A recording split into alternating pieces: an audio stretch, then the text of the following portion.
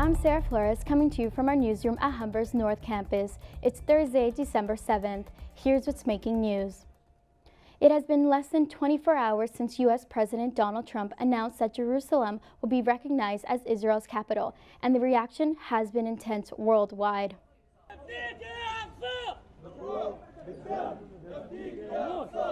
Chanting and fiery demonstrations filled many streets in protest of Trump's bombshell announcement. Palestinians in both the West Bank and the Gaza Strip have gone on strike today. Israel has deployed hundreds of troops in the West Bank. Over 14 people have been injured. Most of the injuries were caused by tear gas and rubber bullets. Many of Washington's closest allies disagree with Trump's move, including the UK, France, and Germany. The UN Security Council and Arab League will have a response to the decision in the upcoming days. Prime Minister Justin Trudeau says he made substantial progress in his 4-day trip to China, but failed to secure an agreement to begin formal negotiations with the world's second largest economy. This has been an opportunity, as Canada's visits to China always are, to deepen that relationship and indeed friendship, to reflect on the particular elements of our shared history that have brought us together. Even though Trudeau took his trip to China to try and secure an agreement to begin formal negotiations, the Prime Minister acknowledged the difficulties of dealing with a country that doesn't share the same commitment to democratic ideals. Trudeau and the Canadian government already has a free trade deal in place with the European Union, but China remains a big jackpot. Trudeau made it clear that Canada and China share belief in openness and more liberalized trade around the world. Winds continue to make California wildfires a major threat. Dry winds are expected to expand several wildfires. They've destroyed hundreds of houses and thousands have evacuated their homes in some areas of Los Angeles. The winds are expected to reach 130 kilometers per hour today. We are dealing with a number of flare-ups now that the wind has come back. That's the big story at this point. We have, as you can feel here, some strong winds, some steady wind and some strong gusts occurring. We do have some flare-ups up in the Bel Air Crest area. One fire erupted yesterday and burned 200 hectares in the wealthy area of Bel Air. So far, it is only 5% contained. Firefighters are battling to save multi-million-dollar homes. 3 firefighters are injured and have been hospitalized. There have been no civilian casualties or fatalities so far. A massive fire has destroyed at least half of Burlington meat processing plant.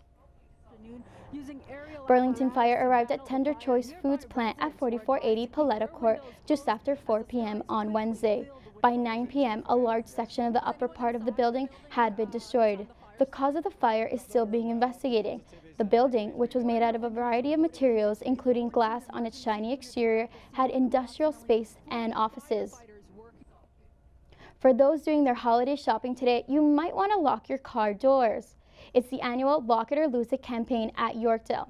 The Ontario Association of Chiefs of Police and the Insurance Bureau of Canada are behind the campaign.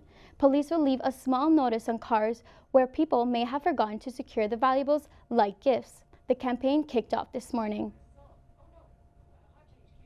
City councillors adding 400 more shelter spaces for homeless people. The city announced Wednesday it will spend $10 million more towards dealing with homelessness. However, many activists and even some councillors weren't happy. They want the city to do more.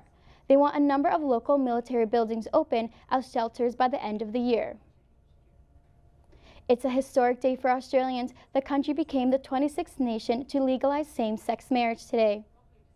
What a day for love, for equality, for respect.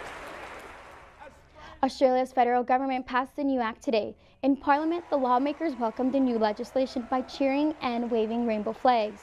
Australian Olympic swimmer Ian Thorpe said the change will mean a lot for today and for future generations. Today I'm proud to call myself an Australian as much as I have any other day of my life. I realise what this means for young LGBTIQ people right across the country, for them to know that the person that they love, the way that they feel, is equal to that of anyone else. The first legally recognized same-sex wedding will take place on January 9th. Yesterday was a sad and somber day at Humber. It was a day of remembrance and action about violence against women and persons with disabilities. Cassie De Silva reports. Students and faculty gathered in the North Campus's Ignite Student Center to remember a dark moment in Canadian history. Nearly 30 years ago, at Montreal's École Polytechnique, 13 students and one faculty member were murdered just because they were female. Ever since, December 6th has been recognized as a day of remembrance, dedicated to the 14 women who lost their lives. Hello everyone, and thank you for joining us as we commemorate the National Day of Remembrance and Action on Violence Against Women and the International Day of Persons with Disabilities. The manager of Human Rights at Humber, Jody Glean, organized this event to spread awareness to gender-based violence. Violence against women and gender-based violence is a disease. It is a factor in our society that needs to be addressed. It is the lived realities of myself. It is the lived realities for women that I know in my life, and it's lived realities for women in general. The event spread awareness on how women in Canada are still victims of gender-based violence. The gathering heard about the violence that happens every day towards women who are disabled or minorities, as well as the missing and murdered Indigenous women and girls. A drumming presentation started the event and called Humber faculty and students to participate. The event had a banner signing ceremony where the presenters passed roses to commemorate the victims of gender-based violence. So half of all Canadian women have reported that in their lifetime they experience physical or sexual violence. This is a fact.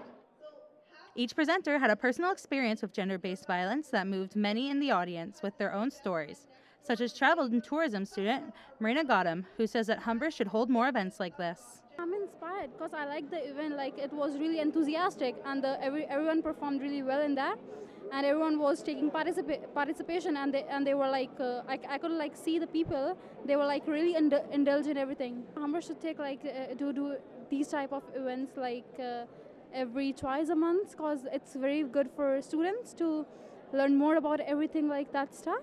28 years ago today, tragedy may have occurred, but ever since we've been bringing awareness to violence against women. Cassie De Silva, Humber News.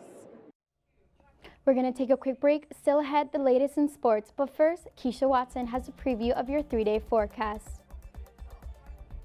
The clouds are rolling, but so far the December weather hasn't been so bad. We'll be back with your 3-day forecast after a break.